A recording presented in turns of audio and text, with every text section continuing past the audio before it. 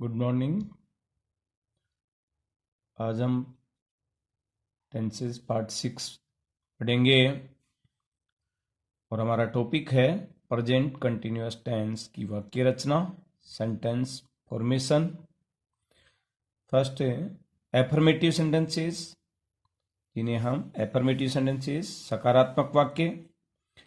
Sentence pattern होता है इसका subject plus helping verb is am are plus verb की first form plus ING plus object plus other words. Examples, Nisha इस समय एक पत्र लिख रही है। सब्जेक्ट निशा हो गया, फिर हेल्पिंग वर्ब्स आपको ब्रैकेट में गिवन होगी, राइट उसकी हमें करेक्ट फॉर्म भरनी होगी। तो ऑब्जेक्ट है a letter at this time.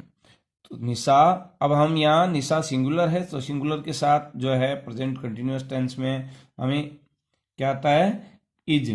तो इसमें इज यहाँ निशा एक वचन करता होने के साथ इज भरेंगे और वर्ब की फर्स्ट फॉर्म के साथ आईएनजी ऐड कर देंगे। तो हमारा सेंटेंस हो गया Nisha is writing a letter at this time. Second sentence है मैं अभी एक कंपनी में कार्य कर रहा हूं।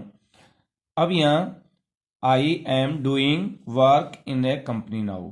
आपको ब्रैकेट में जो है एग्जाम में डू दिया होगा, डू की करेक्ट फॉर्म बनी होगी। सबसे पहले आपको ये देखना होगा पहचान के तौर पर। देखिए इस पहले वाक्य में था एट दिस टाइम, इससे हमें पता चल रहा था कि इस वाक्य में जो है प्रेजेंट कंटिन्यूअस की पहचान क्या है। इसी तरह से इसमें नाउ आ गया, नाउ आपको पहचान के शब्दों में बता रखा है, तो इससे पता चलता है कि प्रेजेंट कंटिन्यूअस टेंस है।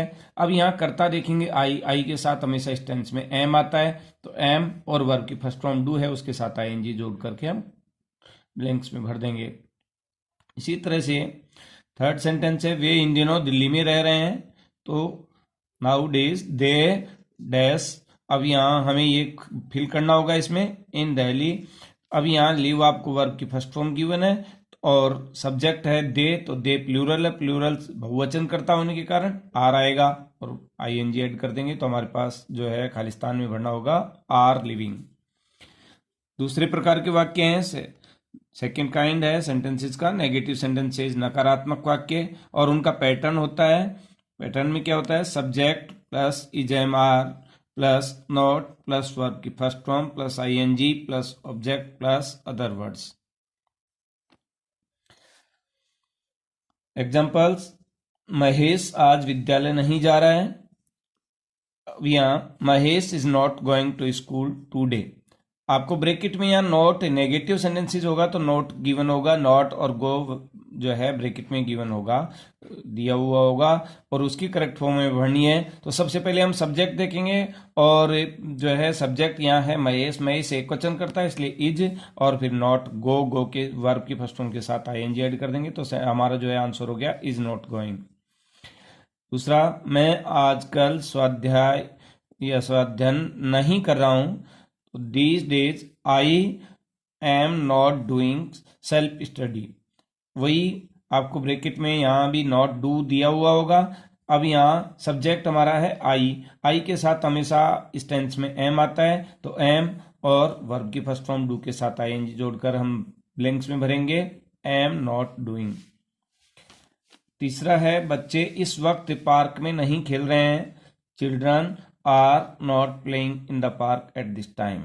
यहाँ नॉट प्ले आपको ब्रैकेट में गिवन होगा, उसकी करेक्ट फॉर्म भर करके आपको जो है उसकी करेक्ट फॉर्म फिल करनी होगी।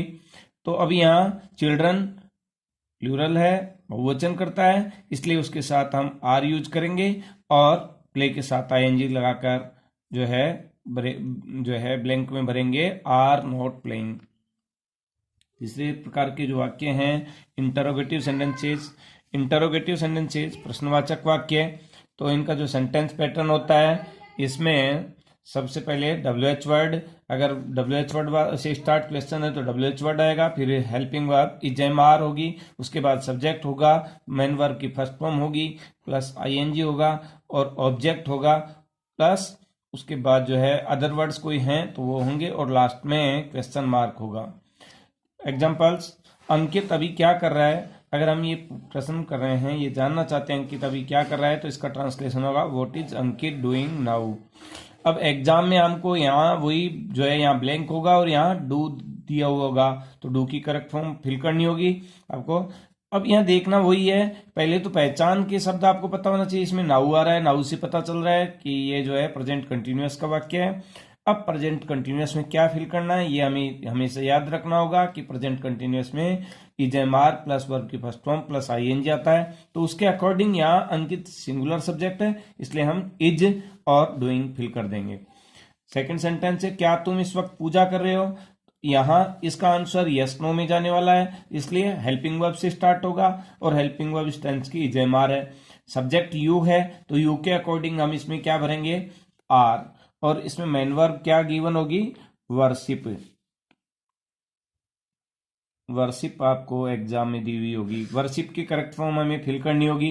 तो यहाँ यू प्लूरल सब्जेक्ट है, प्लूरल के अकॉर्डिंग इसमें आर आएगा और यहाँ वर्ब की फर्स्ट फॉर्म के साथ आईएनजी ऐड कर देंगे तो बन जाएगा वर्शिपिंग। सेंटेंस हुआ are you worshipping at this moment. Third है, क्या मैं इन दिनों आपकी कार प्रयोग कर रहा हूं? अब यहाँ ट्रांसलेशन हुआ, am I using your car these days. यहां भी पहचान के लिए आ रहा है इसमें दीज डेज से पता चलता है कि हमारा ये टेंस कौन सा है। और सब्जेक्ट है इसमें आई के साथ हम एम, और जो ब्रैकेट में आपको वर्ब मिलेगी लिखी हुई वो इसमें होगी यूज, तो यूज के साथ आईएनजी ऐड करके हम फिल कर देंगे यूजिंग। थर्ड है ये सॉरी फोर्थ है, इंटरोगेटिव नेगेटिव सेंटेंसेस, जिनमें जो है प्रश्न भी पूछा जाता है और मना भी किया जाता है, जिन्हें हिंदी में कहते हैं नकारात्मक प्रश्नवाचक वाक्य।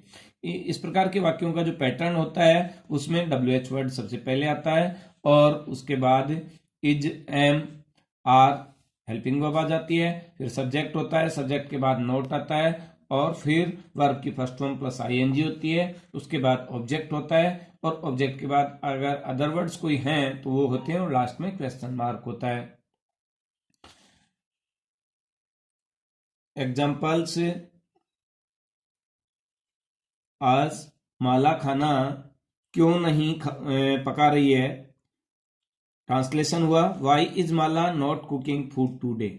अब इसमें आपको यहाँ नेगेटिव भी है और इंटरोगेटिव भी है, तो यहाँ इंटरोगेटिव में तो क्वेश्चन मार्क पीछे लगा होगा, इससे पता चलेगा, और नेगेटिव है तो नोट ब्रैकेट में गिवन होगा, तो इससे हमें पता चल जाएगा कि हमारा सेंटेंस इंटरोगेटिव नेगेटिव है।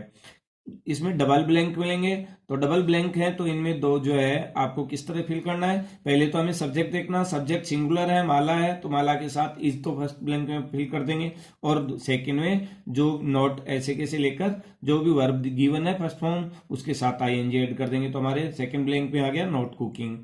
इसी तरह से सेकंड सेंटेंस है, क्या मैं आजकल आपकी मदद नहीं कर रहा हूं? अब इसमें ट्रांसलेशन होगा इसका, am I not helping you these days. और देखिए पहचान के लिए इसमें आ रहा है दीज डेज भी इस टेंस की पहचान का शब्द है, इससे हमें पता चल गया कि टेंस कौन सा है।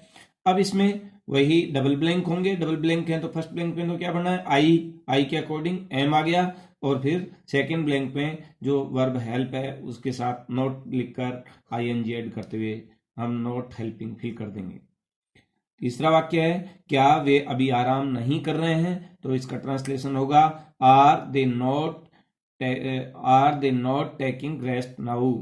यहाँ इसमें भी पहचान का शब्द नाउ आ रहा है और इसमें सब्जेक्ट है दे प्लूरल है, इसलिए फर्स्ट ब्लैंक में तो क्या भरेंगे? आर, और सेकंड ब्लैंक में क्या भरेंगे?